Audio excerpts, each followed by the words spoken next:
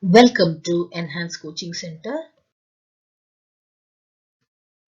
I'm introducing this channel especially for the parents who are teaching their children at home.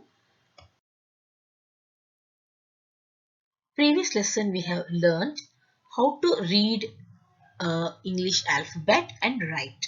So here I'm introducing the uppercase and the lowercase. When the children started writing the alphabet, uppercase and the lowercase, we have to make children to understand why we have this uppercase and the lowercase in English language.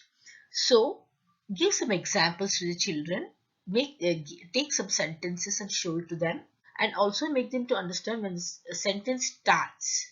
It will start from the first letter will be the capital letter. In each sentence will start from the capital letter, and if in the between of the sentences if you find any person name and the place name, those words will start from the capital letter. So we should make the children to understand where we use the uppercase and the lowercase while writing. Here we learn how the consonants will sound when we add vowel in front of it. Here I have taken a letter A. So when we'll make the children to read, we teach the children to read C-A-T, cat. This is the way everyone will follow. Instead of I would suggest instead of reading the letter C-A-T, read the sound like K-A-T, cat. B-A-G, G instead of G, G.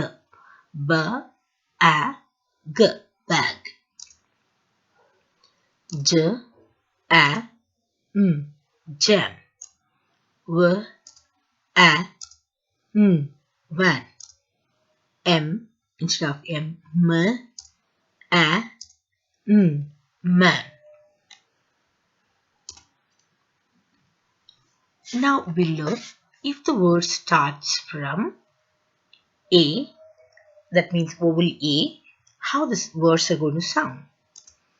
A, N, T, ant. A, K, T, act. A, L, T, alt. A, N, D, and. So what I would suggest, if you teach the children with the sounds to read the words, so it is very easy for them to identify the words and read very easily. Thanks for watching.